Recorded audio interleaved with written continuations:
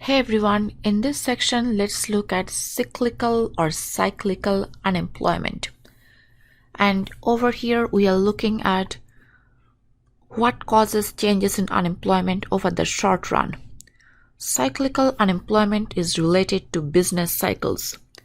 By business cycles, we mean the real GDP going down, which is called a recession, or the real GDP going up, which is called an expansion.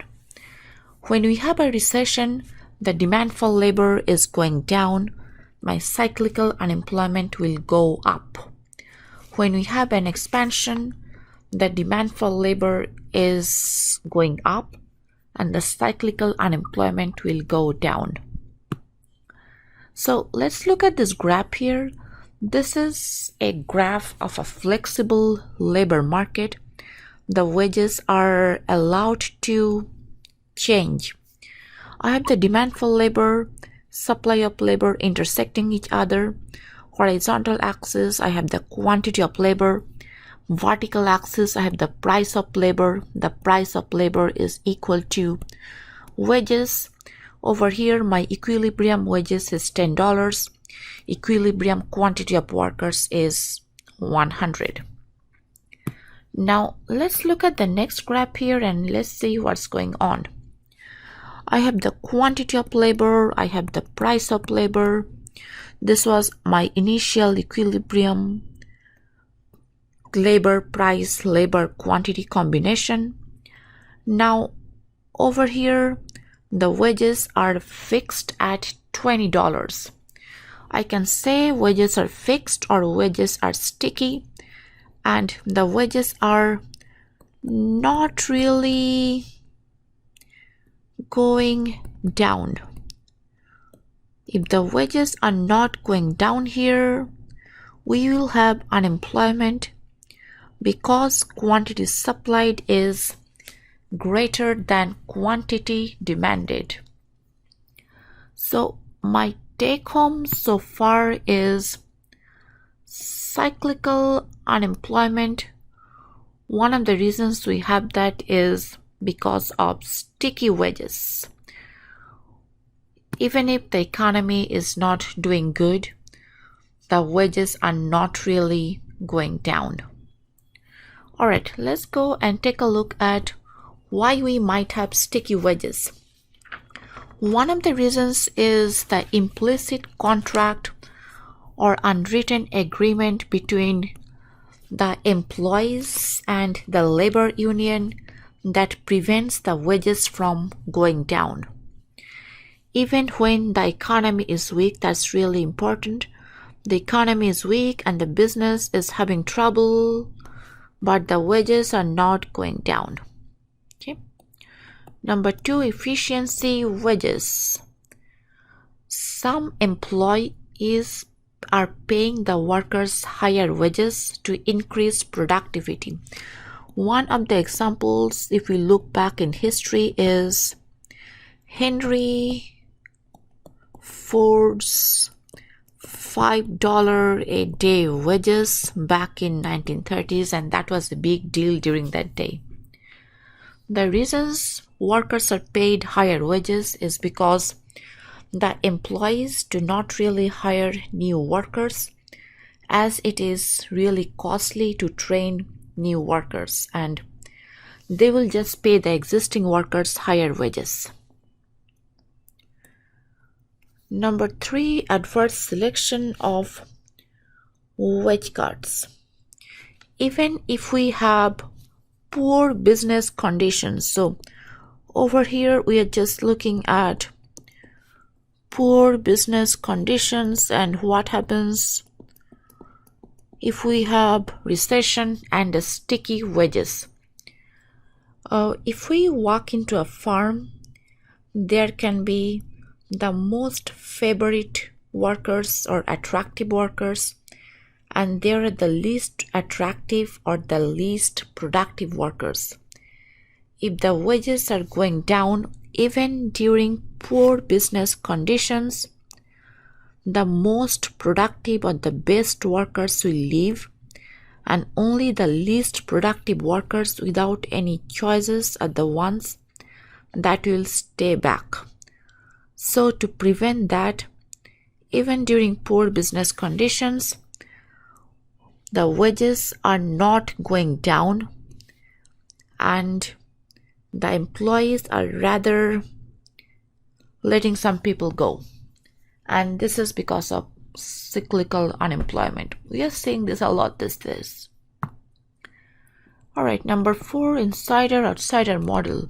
The firm relies on insiders who knows all the procedures, the workings of the companies, and they are favored over the outsiders. If the wages are going down, the productivity will go down because the insiders will not be very happy with the wage cut.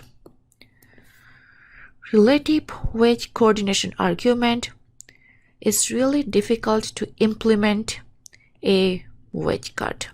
So you see, even if we have a recession, the workers are just getting laid off rather than wage cuts. I know we can all take a wage cut, let everyone stay in the workforce, but that's not really happening in real life. So we are just looking at a bunch of layoffs rather than wages going down as a whole for everyone within a firm. Let's explain this to you graphically. We have two situations. One is rising demand for labor. The other one is falling demand for labor. Panel A. This is my initial equilibrium situation. I'm just using some numbers for the sake of convenience. My demand curve is shifting or going to the right from D0 to D1. As a result, the quantity of workers hired is going up. Wages are also going up. Now, definitely, let's see the opposite situation here. So over here we saw that wages are allowed to go up. Let's look at the opposite situation here. Over here, this was my initial equilibrium. I'll just keep, sorry about that, the numbers similar, 110. The demand for labor went down from D0 to D1. W0 was the original wages. The quantity of labor is going down from 100 to 80. So my wages should go down from W0 to W1 or 10 to 8. But in real life, we see our wages are not going down. Rather, people are getting laid off. But wages are sticky. Sticky downwards. That means wages are not really going down. So that's all with this cyclical unemployment. I can just write it down, the whole thing, in 1 or 2 words here, or 1 or 2 sentences. Cyclical unemployment we see during a recession or recessionary periods.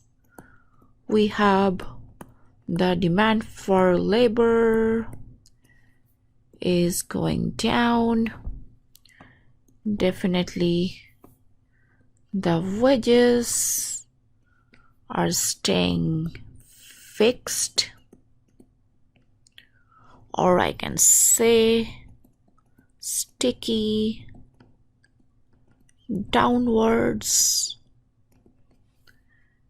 and people are losing their jobs or they are being unemployed. This is basically all the slides of cyclical unemployment in 3 sentences. Thank you very much.